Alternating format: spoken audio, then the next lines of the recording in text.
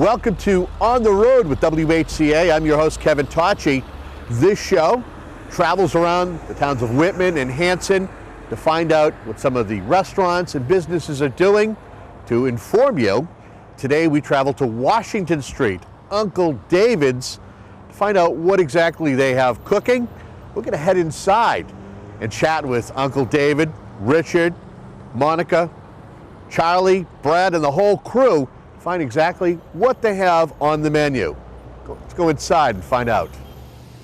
Well, we're inside here of Uncle David's, and I'm joined right now by Uncle David himself, and I believe the patriarch. And what's Dad's? Do we just call him Dad, or does he have a name? Sure. Dad. Richard is good. Richard. Okay. Tell us a little bit about Uncle David's. Well, we opened last August, and it was about a 3-month process to get into the building, get it all cleaned up, get it ready for us to open. And we did a ton of work throughout the summer, and I brought in all the right ingredients, all the right equipment, and we're making some fabulous foods here. Tell me the influence that your dad had on you, as far as, I'm sure that you didn't wake up one day and go, I want to open a restaurant. I'm sure that there were things that you learned from him that you are carrying on in your own business. Is that true? True. He had a store, and I grew up in it ever since I was probably 15, 16. It was a Middle Eastern grocery store. Started off with that, and then that grew into, we had a Middle Eastern bakery where we made nothing but pita bread and all the associated Arabic items with that. Yep. And that was about 10,000 square feet. And I did a lot of the running of that, all the equipment in there, and working with my father, working with my mother. My sisters worked there. It was absolutely a family business. And after that, I ended up going to Stacy's Pita Chips, where my father was selling bread to them for the pita bread to make up roll-ups. And it just turned into a very family atmosphere over there. And we did a great job over there. Okay. And then Frito Pepsi bought us and turned into this shortly after that. Richard, tell us about some of the things, some of the life lessons that you've taught David that you get to watch him proudly put on display here at Uncle David's. Well, that's a long story, but I'll make it real short for you. Yeah, Cliff's Notes version, please. Everything that is being done here, although it's a different food than what I did Middle Eastern food. Everything here is the way we did it. The top quality products, ingredients, and we talk to our customers, we engage them, and they see that we have a great product in a wonderful environment, nice clean environment, and you put that together with the ability to talk to your customer, to remember his name, and to remember the children that come with them. And what you do is you build relationships, and that's what sales is all about. That's what successful business is all about. And I did it in my store. He grew up in my store. My children, all the 3 girls, all grew up and were superstars in the store. And he was a superstar when it came to the work that he did. So it has passed on. So Daddy got a little older, and son is taken over. Talk to me about his how he evolved from being somebody who did work in your store, carried over to, another business, to now he opens up his own and is somehow getting the community involved. Give me your thoughts on that. Well, they grew up, all the kids grew up watching Daddy work hard and Mommy work hard together in this business. And that's the only thing they knew. They knew that they had to work hard when they grew up. So what happened is when David got out on his own and took on a tremendous responsibility when he started working with Stacy's, he literally flourished. And he built a bakery, the largest bakery in the United States of America. And his instructions, his writing instructions were, build your father's bakery, but huge. And he followed those directions, and he made a fabulous business for Stacy's. And the caring that he grew up with, the understanding about the product and the quality, has all permeated right here to Uncle David's in Whitman. Tell me what's so different about your particular establishment to any that may be here in Whitman or in Hanson. What do you feel sets you apart as a business owner and as somebody who, serves products on a daily basis? We use all fresh products. We do a premium beef, never been frozen. We patty it here. All my beef for all my hamburgers it's never been frozen, has no animal byproducts are fed to the cows. The antibiotics, there's none injected, no added hormones to them, and that taste of not having that stuff in there really comes out in the beef. You guys had a chance recently, the guy who's sitting next to you, and I believe your sister Andrea, were part of the Taste of Whitman and Hanson. What was some of the feedback that you heard? And then I want to hear Richard's take on being there, because they had kind of a little bit of a meatball type of thing going on where they were trying to get people involved. Give me your thoughts about being a part of that. It was right down the street here at the VFW, Yep. and my father and my sister were there at the event. I was working here. And even that night, people were coming back here saying, "We just met your sister, we just met your father," and they had a ball. They were going back and forth. I had two different types of products there. I had my Asian pork burger, and I had my turkey kofta. Asian pork is absolutely delicious. I chop up crystallized ginger in it, and that just pops in your mouth, and it's so good. The turkey kofta is another great one. We use all fresh green and red peppers, dice that up with some onions, and then we add a Middle Eastern spice that dates back to 1907. Okay. And people coming back that night, literally an hour down the street, that come back here and they say, "We just met everybody and I need to have one of those burgers." It was so good. I have to tell you, this is the gentleman who's working camera at this particular time, who does a tremendous job when it comes to producing our programs. Paul actually is, I think, a repeat offender coming here. He loves your turkey kofta. And we got to somehow get him to do a testimonial sometime down the road, because every time I turn around, he's coming here to get one of those. Exactly. Dad, I have to ask you, give me your thoughts of being a part of that event. It seemed like you and your daughter had a terrific time. Well, first of all, if you have to work, you might as well have fun while you're doing it. And that's what I did for 26 years in the food business. And I excelled in the retail side of it. And I was put in a situation there where my very confident daughter was giving out the product, and I was out there leading everybody toward her. And I was introducing myself, who I was, and asking, if they had been down to see Uncle David, and they'd eaten here. Now, the reason I asked that question is very, very simple, because I honestly feel with all my heart that if you eat here once, it's all over. You are a repeat customer, because everybody that comes in here, other than the first timers, they're repeat customers. They're repeat customers. Yeah, like I said, Paul is one of those people who is Perfect example. Perfect example. He loves coming here and trying it out. I noticed that there isn't just like a standardized type of your menu, because it seems as though you take ideas from different people. You might even take product from different people, and you'll try them out and you'll display them. I think one might be an Italian sub. You might have a hamburger that has something to do with peanut butter and mayonnaise that we'll have something to do with later on, and even peanut butter pie. Tell us about that. Exactly. To tell you about the peanut butter pie, it's a real great story.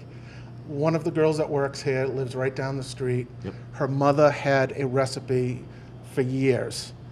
And for Christmas, she made us a pie, and all of the employees here just chowed it down. It was so good. It wasn't too sweet, graham cracker crust on the bottom. It was wonderful. And I told her, I says, "We have to sell this. I need to get the recipe from your mother." She said, "David, my mother will not give out the recipe. Not to my grandmother, not to her sisters. She will not give out the recipe." I said, "Please ask her." Back and forth it went for a couple days, and I got it to the point where I'm like, "Okay, you make them with your mother at your house, so I know your mother trusts you. Come here and make them. They're made on the premises. Graham cracker ground up on the bottom of these individual pies. a light, airy deliciousness. Oh, you'll love them. You got to try Is it. there a way that maybe we can get a little bit of a sneak peek of them making them later on, or is that against the rules? That's a very top secret here. No. All right. That I can't. I had to ask. It's part of the investigative reporter inside of me that I had to ask. Yeah. I gave her my word, Okay. and I said, it doesn't leave here. Okay, Richard, what are some of the things that are on the menu that I've only pointed out a couple of different things. What are some of the things on the menu that we may not find in another restaurant, whether it's a sub shop, a restaurant, an eatery? The contractor that did all the stainless steel work here, he asked David if he ever heard of a Gooba burger. And the immediate response was, what is a Gooba burger? Yeah. And when they told him, they told us actually, we were both here, that the ingredients were the delicious hamburger that we have here, plus mayonnaise and peanut butter. Mayonnaise covering the inside of one side of the bun, and peanut butter covering the other side of the bun, the inside, and then this delicious hamburger in the middle. David basically dismissed it.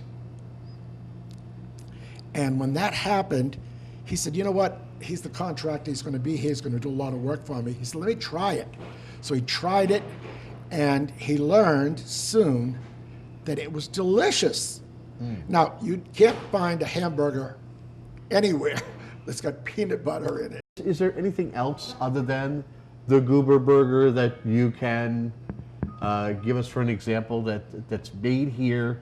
It doesn't have to be a burger. Is there something other than that is unique that you can walk down the street to maybe another establishment and they'll say that they have this kind of sandwich, that kind of sandwich, yet if you came in here, you'll find a uniqueness in its naming and what it's made with? Perfect. We have a gentleman here named Nick Murphy, and he made a sandwich one day, and everybody here ate it and loved it, and it immediately, I mean immediately, that day made it to the menu. Okay.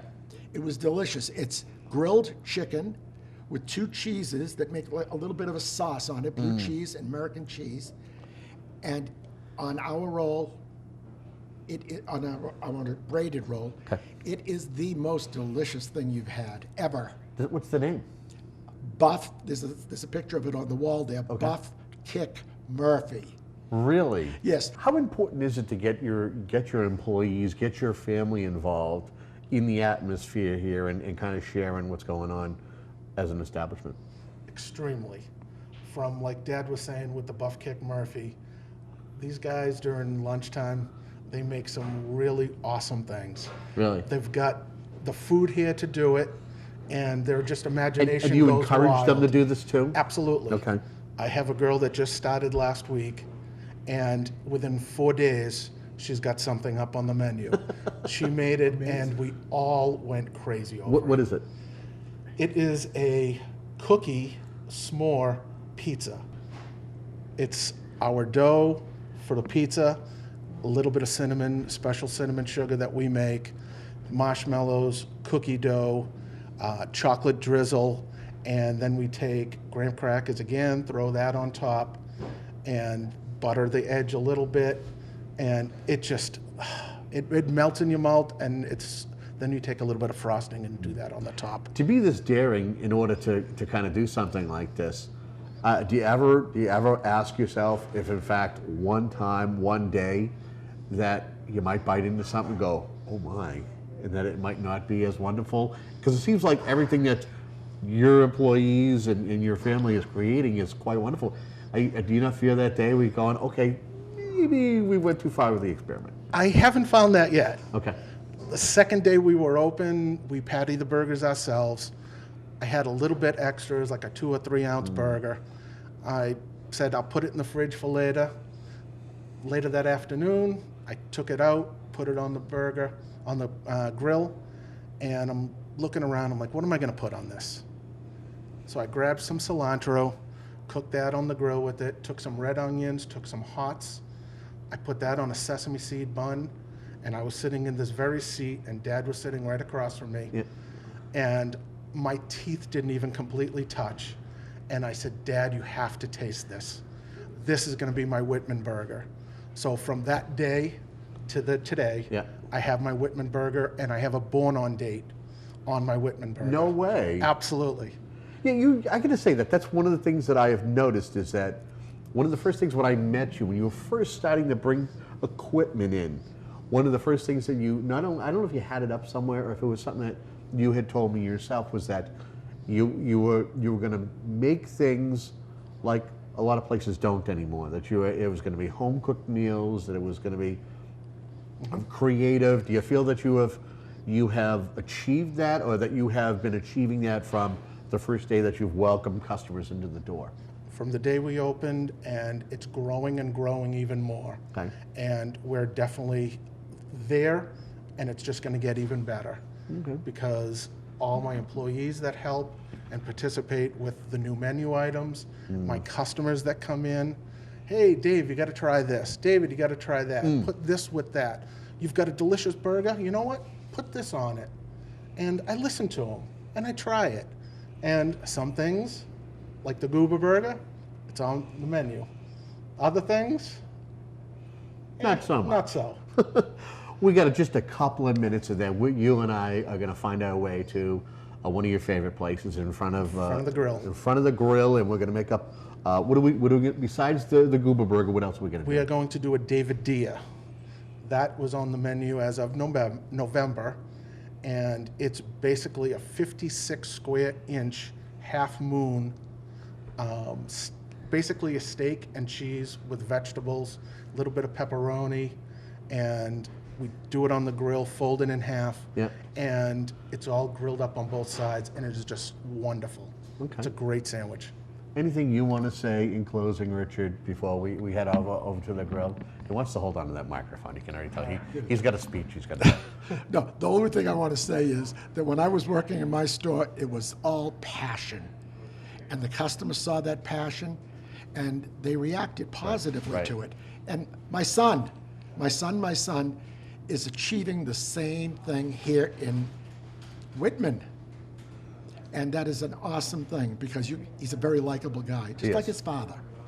Well, now, before you give the microphone back, if there's anything that you can say in closing to him or to folks who are watching this right now, what would you say to them, looking into that camera? What would I say to David? Well, what do you want to say it to David, or do you want to say it to the folks in Whitman and Hanson? What would you say to them? And point that right under your nose. Right under my nose. Yeah. Okay, there you go. Try Uncle David's once, and you will see, feel, and taste the passion in everything that's done in this little store. You will be very happy, I promise you. David, do you want to say anything you want to kind of say before we kind of go and see a couple of your creations? Anything you want to say to the folks as far as what they'll experience when they come here that'll make them a repeat customer? First, I want to say thank you, because the town of Whitman has been wonderful.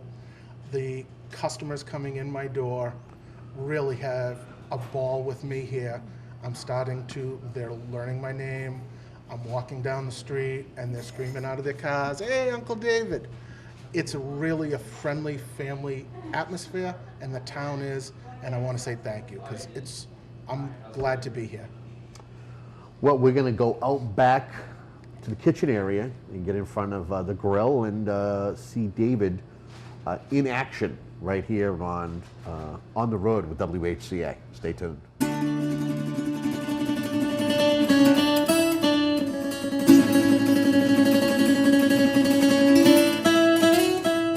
Welcome back, and we are in front of the grill with Uncle David.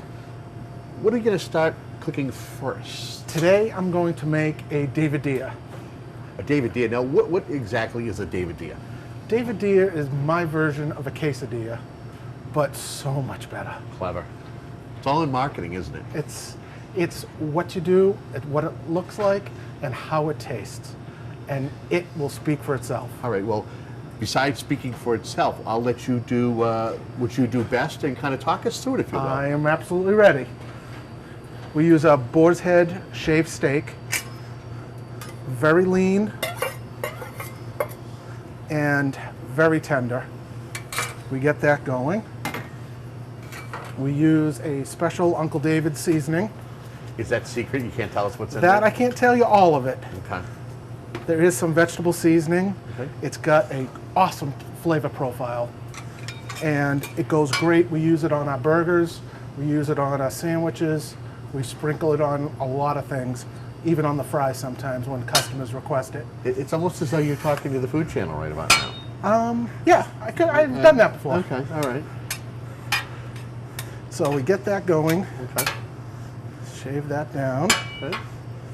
and then we use all fresh vegetables. Okay. Fresh mushrooms, fresh yellow onions, and we use Christmas peppers, we call them. They look so much better, fresh red and green. Okay. They're awesome. We get those going. So while this is cooking, kind of give me an idea. We sat and we talked about, burgers. We talked about the peanut butter pie. Yep. But I know there's much more in pizzas and other sandwiches. So give us kind of an idea of some of the other sandwiches that you have and the pizzas that you feature. On the pizzas, we make our own dough. Coming out of the bread business, coming out of the Syrian bread business, and working for Stacy's all the years. If I don't make a good dough, something's wrong.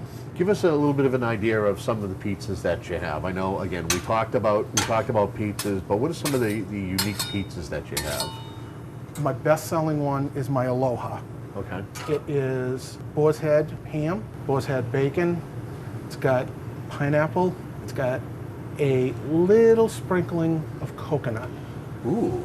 which is very different from any other everybody ones, everybody right, else. yeah. Exactly. I was at my parents' one day, and my mother said, "Coconut. Coconut is tropical, still in that same Hawaiian type of tropical region." Sure. So the next day, sprinkled a little bit of coconut, tried it, and it was a hit from day one. Goodness. It was so wonderful. What did Richard say? His jaw dropped and absolutely loved it. And he said that has to go on the menu just like that. Okay. And what Dad says goes. Dad says goes. No, I have to say, actually had a chance recently to try Jen's Italian sub, and there's something more to it, if I'm correct. It's not so much all the ingredients you get on it, but isn't there like a special relish that you put on it? That's what I was getting to exactly. Okay. My mother makes an Italian relish, and it's got fresh peppers, fresh tomatoes, Yep. fresh onions, with an oregano sauce on it, and it is wonderful. And it goes great with the sandwiches. It goes wonderful with hot dogs, on top of dogs. You want to put it on a burger. We actually make a sausage burger. If I could concur, it is wonderful. I thought, I was asking myself, when he said relish, the first thing I thought of was, the green relish that you see in stores, but it's much, much more. Nothing like it. Right. It's all fresh. It dances in your mouth. It literally does. It does. Yeah. So this is going here. I'm going to put a little bit of heat on my wrap shell. Now, what does that do by putting the wrap on there? It and makes it heating a little up? bit more flexible. Okay. Allows it to be folded up like we're going to do in just a few. Is it a low heat type of thing that you're cooking this on? Is that the norm? It's cooking down, and we don't want to rush it because the meat we Slow want cook? to leave it very Okay. fresh and very juicy. I don't want to cook it to death. And this is just coming down. Same thing with the vegetables. I want you to taste the fresh vegetables and not just boil them down to nothing. Okay. So we're coming up here. And again, you're watching On the Road with WHCA, and we are at Uncle David's, which is located right here on Washington Street. Stop on by. As you see, we're cooking up a David Dia. Now we're going to take some of our... There's even more? Oh yeah. We are going to lay down a bed of cheese Okay. on the bottom of this on only half. What that's going to do is that's going to allow the meat, the vegetables, and everything to grab onto that. Okay. And that will just melt just another little bit. Okay. This will come down. And we are almost there. Okay. Now, what are you layering on now? Now I'm laying on a layer of pepperoni, Okay. and that is going to be where I'm going to throw my meat and veggie mix. Okay. That comes down there. Very, very unique. It's very time consuming, but the flavor is so worth it. How popular are you finding sandwiches like this? You can't go anywhere else and find them. Okay. And my But, customers do you- are coming in, Yeah. and they want it. They're coming back for it, Okay. time after time. It is an incredible sandwich. Okay. Now that goes all on there. Yep. It's as easy as trying to fold Just- it over right afterwards. Just fold it right over. Okay. But first, you have to add, There's more.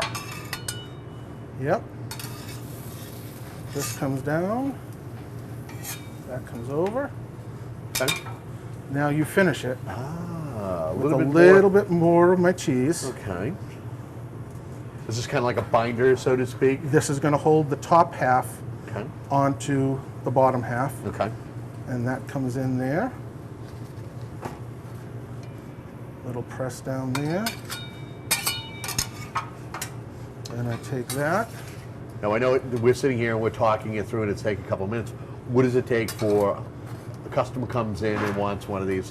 What would you say it would take? How long to make one of these? 5 to 7 minutes. Okay. Okay. And then we take that, A little bit of a flip. fold that over, get a little bit warm again. And you can see As the you've cheese got your starts to- colors. Yep. The cheese is melting. Yep. Start to ooze out just a little bit. We'll get another little crust on there. Okay. And we take this, we cut this in half, as you'll see in a minute. Okay. And my customers just pick it up. It's like a big smile. They're eating it like this, and they're holding the whole half of that, basically the quarter of that, and they got a smile in front of their smile. Okay. Well, I'm looking forward to having a smile when I get a chance to sample this maybe a little bit later on. We will, absolutely. Okay. That comes back on this side. Now I've got a little crust on that side, Okay. and that toasts that side up. And then we're going to take this, Will we make the cut? cut right down the middle, and we are going to serve this. Goodness.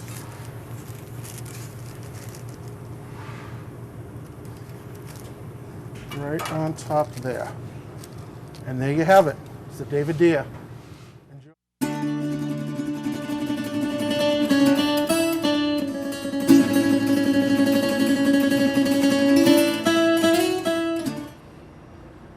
Welcome back. This is the final product here at Uncle David's.